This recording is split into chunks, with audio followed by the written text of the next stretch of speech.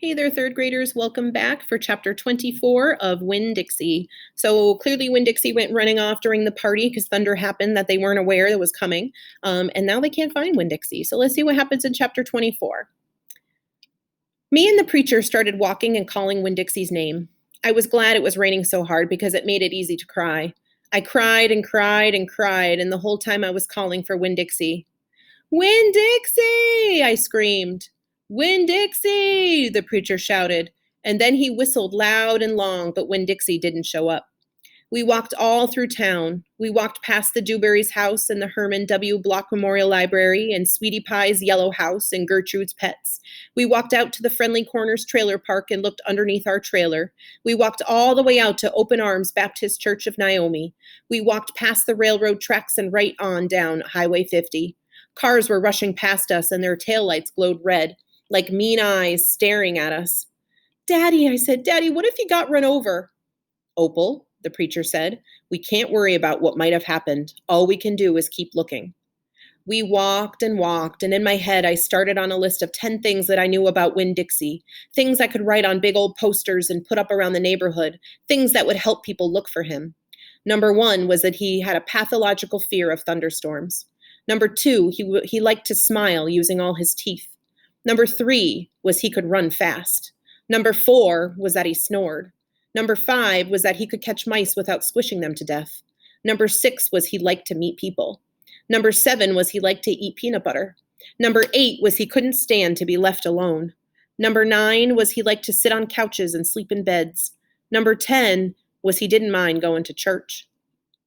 I kept on going over and over the list in my head. I memorized it the same way I had memorized the list of 10 things about my mama. I memorized it so if I didn't find him, I would have some part of him to hold on to.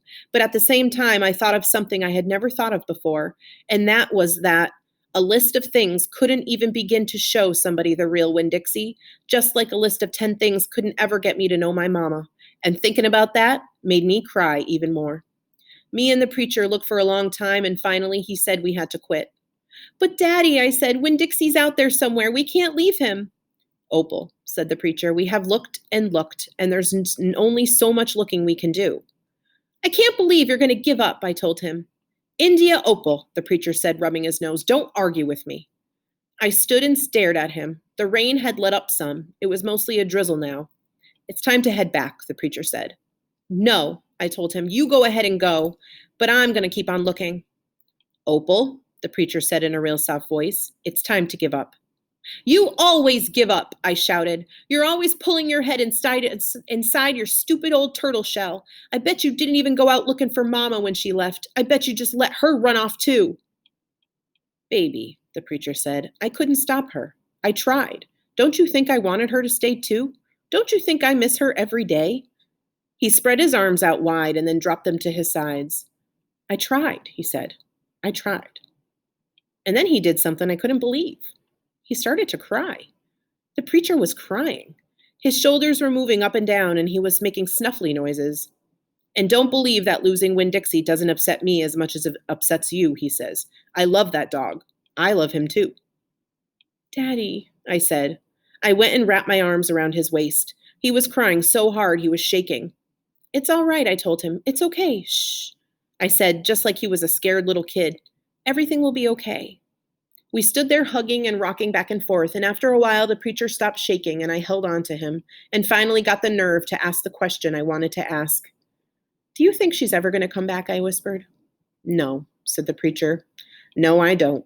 I've hoped and prayed and dreamed about it for years, but I don't think she's ever going to come back.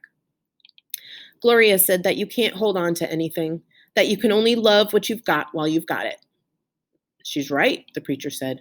Gloria Dump is right. I'm not ready to let Winn Dixie go, I said. I had forgotten about him for a minute, what with the thinking about my mama. We'll keep looking, said the preacher. The two of us will keep looking for him. But do you know what? I just realized something, India Opal. When I told you your mama took everything with her, I forgot one thing, one very important thing she left behind. What? I asked. You, he said. Thank God your mama left me you. And he hugged me tighter. I'm glad I've got you too, I told him. And I meant it. I took hold of his hand and we started walking back into town, calling and whistling for Winn Dixie the whole way. All right, my friends, we'll see what happens and if they get a hold of Winn Dixie in chapter 25. See you next time.